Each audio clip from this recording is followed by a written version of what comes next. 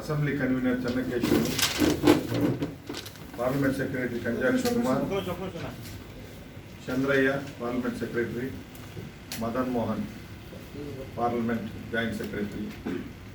నా పేరు చింతమాకుల పుణ్యమూర్తి, అఖిల భారత అంబేద్కర్ యువజన సంఘం రాష్ట్ర ప్రధాన కార్యదర్శి. సార్, ఈరోజు ముఖ్యంగా ఈ ప్రెస్ మీట్ నిన్నటికి రాష్ట్ర ప్రభుత్వం, రాష్ట్ర ముఖ్యమంత్రి గారు, గౌరవ ముఖ్యమంత్రి శ్రీ వైఎస్ జగన్మోహన్ రెడ్డి గారు high power, state level high power SC/ST vigilance monitoring committee సమావేశం జరిగింది. అందుకు సంబంధించి SC/ST అత్యాచార నిరోధక చట్టం 1989 2016 అమెండ్మెంట్ సంబంధించి రాష్ట్రంలో ఏ విధంగా అమలవుతా ఉంది, దానికి సంబంధించి సత్వర చర్యలు, వాటి మీద సమావేశం జరిగింది. అందుకు సంబంధించి కొన్ని విషయాలను కూడా రాష్ట్ర ప్రభుత్వం నిన్న ప్రకటించడం జరిగింది. అందులో ముఖ్యంగా SC/ST అత్యాచార నిరోధక చట్టం కింద వచ్చినటువంటి బాధ్యతలకు ఏదైతే చట్టంలో ఇచ్చే పునరావాస కార్యక్రమాలే కాకుండా అత్యాచారం లోనైనటువంటి కుటుంబానికి సీఎం రిలీఫ్ ఫండ్ నుండి 10 లక్షల రూపాయలు, 3 ఎకరాల పొలం, ప్రభుత్వ ఉద్యోగం వెంటనే అమలు చేయాలని, వారికి భరోసా కల్పించే విధంగా జిల్లా SP, జిల్లా కలెక్టర్ గారు ప్రతి వారానికి ఒకసారి SC/ST వాడలు, కాలనీల నందు సందర్శించాలని, ఆ విధంగా వాళ్లకు భరోసా కల్పిస్తూ భారత రాజ్యాంగం ఏదైతే హక్కులు వాళ్ళు కల్పించిందో ఆ హక్కుల్ని వాళ్ళు పొందే విధంగా నడుచుకోవాలని అటు అధికారులకు తగిన సూచనలు గౌరవ ముఖ్యమంత్రి గారు ఇవ్వడం జరిగింది.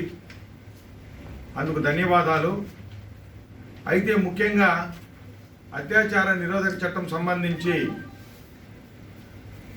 సక్రమైన సమగ్రమైనటువంటి గణాంకాలను రాష్ట్ర ప్రభుత్వం తీసుకుంటే ఆ యొక్క చట్టం ఎంత నిర్లక్ష్యంగా, నిజంగా బాధితులకు ఏదైతే ఆ చట్టం పార్లమెంట్లో ఇనాక్ట్ అయిందో దాని యొక్క ముఖ్య ఉద్దేశం ఇప్పటికీ కూడా నెరవేరలేదు.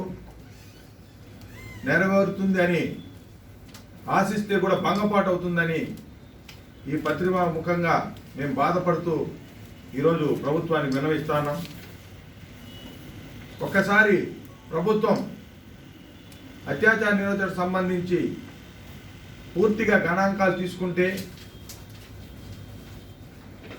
ఆ చట్టంలో బాధితులు పోలీస్ స్టేషన్కి వచ్చి ఫిర్యాదు ఇస్తే ఆ ఫిర్యాదును తీసుకొని ప్రిలిమినరీ ఎంక్వైరీ లేకుండా ఇమీడియట్గా దాన్ని రిజిస్టర్ చేసి సంబంధించినటువంటి SP గారికి ఇచ్చి దానికి సంబంధించిన investigation officer not below the rank of sub divisional police ఆఫీసర్కి ఇవ్వాల్సిన పరిస్థితులు ఉన్నది. అయితే అందుకు విరుద్ధంగా ఈరోజు రాష్ట్రంలో అయితేనేమి, దేశంలో అయితేనేమి ఆ యొక్క చట్టం మీద ఆ యొక్క బాధితులు వస్తే సక్రమైన సకాలంలో పోలీసు వ్యవస్థ స్పందించడం లేదు. అందుకు ఉదాహరణ కోర్టుల ద్వారా వెళ్ళి కోర్టుల్లో కేసు, కోర్టుల రెఫర్ ద్వారా కోర్టు అనుమతితో కట్టినటువంటి కేసులే అందుకు ఉదాహరణ. దీనికి సంబంధించినటువంటి అధికారుల యొక్క నిర్లక్ష్యం మీద ప్రభుత్వాలు గణాంకాలు తీసుకొని వాళ్ళని శిక్షించాల్సిన అవసరం ఎంతైనా ఉంది. అదేవిధంగా ఈరోజు అత్యాచార నిరోధక చట్టానికి సంబంధించి బాధితుడి మీద, అతని మీద ఆ యొక్క హత్య కానీ, అత్యాచారం కానీ, ఇతరత్ర కుల వివక్ష సంబంధించిన ఏ నేరము జరిగినా బాధితుడు అసలు ఏ కులం వాడు, అతను SC/STకి సంబంధించిన వ్యక్తి అని పూర్తిగా తెలుసుకుని వాళ్ళని SC/ST చట్టాల కింద కేసు నమోదు చేసిన పరిస్థితులు ఉంటే అందుకు భిన్నంగా నార్మల్ IPC సెక్షన్లు పెట్టేసి ఈరోజు police SI rank, SHO CA rank ఉంటే వాళ్ళ ద్వారా ఇన్వెస్టిగేషన్ చేసి ఛార్జ్ చేయడం జరుగుతోంది. ఇది చాలా నేరం. ఈ యొక్క విషయాలు అనేకమైనటువంటి కోణాలు, గణాంకాలు చూస్తే ప్రభుత్వానికి తెలుస్తుంది. ఏ పోలీస్ స్టేషన్లో, ఏ సబ్ డివిజనల్ ఆఫీసులు ఎత్తుకున్నా ఇలాంటి నార్మల్ IPC సెక్షన్లు పెట్టి కేసులను క్లోజ్ చేస్తూ ఉన్నారు. మరి ఎస్సీ ఎస్టీలకు ప్రత్యేకమైన చట్టం వచ్చి కూడా ఈరోజు ప్రభుత్వాలు వాటిని సక్రమంగా వినియోగించిన పరిస్థితిని కింద అధికారులకు సూచించడం లేదు. అదేవిధంగా మీరు చూడండి, ఎస్సీ ఎస్టీ చట్టంలో bail, anticipatory bail CrPC 438 anticipatory బెయిల్కి సంబంధించి ఖచ్చితంగా ఈ యొక్క చట్టానికి వర్తించదు అని ఎస్సీ ఎస్టీ అత్యాచార నిరోధక చట్టం కింద పదే పదే చెప్తా ఉన్నా కూడా స్టేషన్ బెయిల్ 41 సిఆర్పిసి నోటీస్ ఇచ్చి వాళ్ళని స్టేషన్ బెయిల్ ఇచ్చి కూడా పంపిస్తున్నారు. ఆ చట్టంలో యాంటిసిపేటరీ బెయిలే కుదరదు అన్నప్పుడు నార్మల్ 41 సిఆర్పిసి ఏ విధంగా ఇచ్చి ఈరోజు పోలీస్ శాఖ భయం లేకుండా ఆ చట్టం మీద ఈరోజు దాన్ని ప్రయోగిస్తున్నారు. అది చట్టబద్ధం కాదు. దాన్ని పదే పదే జాతీయ ఎస్సీ కమిషన్ చెప్పడం కూడా జరిగింది. 41 సిఆర్పిసి అయితేనేమి, స్టేషన్ బెయిల్ అయితేనేమి, ఎస్సీ ఎస్టీ చట్టానికి సంబంధించిన కేసులు ఇవ్వద్దండి అన్నా కూడా పదే పదే ఈ రాష్ట్రంలో ఉన్నటువంటి పోలీస్ శాఖ దాన్ని పెడచమని పెట్టి ఇస్తా ఉన్నారు. దీన్ని తీవ్రంగా ముఖ్యమంత్రి గారి దృష్టికి ఈ పత్రికా ముఖంగా మేము విన్నవించుకుంటున్నాం. దీని మీద మీరు స్పెషల్ ఫోకస్ని దీని మీద మీరు పెట్టి దానికి సంబంధించి ఒక ఐజీని కానీ అవసరమైతే వేసి దీని మీద సమగ్రమైనటువంటి విచారణ జరిపి ఆ యొక్క ఏ విధంగా అయితే ఎస్సీ ఎస్టీ చట్టాలు కూడా సిఆర్పిసి 41 సిఆర్పిసి నోటీసులు ఇచ్చి వాళ్ళు బెయిల్ ఇచ్చిన దాన్ని వెంటనే రద్దు చేసి వాళ్ళందరినీ కూడా ఆ కేసుకు సంబంధించిన కోర్టుకు వాళ్ళని ఆధారపరిచి తద్వారా కోర్టు ద్వారా బెయిల్ తీసుకునే అవసరం ఎంతనే ఉన్నది. ఈ కార్యక్రమాలు చేస్తే తప్ప దళితులకు ఆత్మస్థైర్యం రాదు. అదేవిధంగా ఈరోజు మీరు చూడండి, ఆంధ్రప్రదేశ్లో కంప్లీట్గా మున్సిపాలిటీలు అంతా కూడా, కార్పొరేషన్ పంచాయతీలంతా కూడా మోర్ దాన్ 50% ఎస్సీ ఎస్టీ ఉద్యోగస్తులే ఉన్నారు.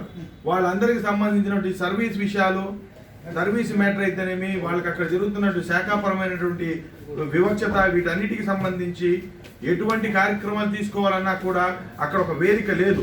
విజిలెన్స్ మానిటరీ కమిటీలు మెయింటైన్ చేయడం లేదు. ప్రతి రెవెన్యూ డివిజన్లో చూడండి, ఈరోజు మన చిత్తూరు జిల్లాలో నెచ్చుకుంటే ఉదాహరణకు Madanapalle, Chittoor, Tirupati vigilance monetary committee ప్రతి 3 నెలలకు ఒకసారి పెట్టాల్సిన పరిస్థితి చట్టం చెప్తా ఉన్నా కూడా దానికి విరుద్ధంగానే ఉంది తప్ప కనీసం సంవత్సరం పైన ఉంటుంది విజిలెన్స్ మానిటరీ కమిటీ పెట్టి. మరి ఆ వేదిక ద్వారా ఎస్సీహెచ్లకు సంబంధించిన సమస్యలు పరిష్కరించాల్సిన వేదికనే మీరు పెట్టకపోతే మేము ఏ విధంగా సమస్యలు మా వాళ్ళకి పరిష్కరించుకోవాలా, ఏ విధంగా మా వాళ్ళకి న్యాయం చేయాలా?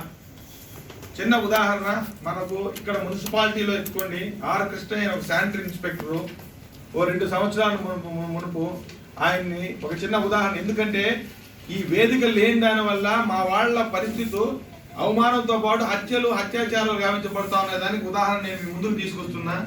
ఆయన 2 సంవత్సరాల క్రితం ఆయన్ని ఒక చిన్న గొడవలో రాగిపాటి కృష్ణయ్య మున్సిపల్ శానిటరీ ఇన్స్పెక్టరు ఆయన్ని A1 ముద్దాయిగా చేసి ఒక 324 నార్మల్ కేసును పెట్టి అతన్ని సస్పెండ్ చేసి 1.5 సంవత్సరం వరకు అతనికి సస్టిషన్స్ అలౌన్స్ ఇవ్వకుండా నానా హింసలు పెట్టి ఆ పరిస్థితిలో ఏ వేదిక ద్వారా పోయినా కూడా కాకుండా లాస్ట్కి ఎస్సీ కమిషన్ ఢిల్లీ వాళ్ళ యొక్క చొరవతో ఆయన మళ్ళీ రివోక్ చేయడం జరిగింది.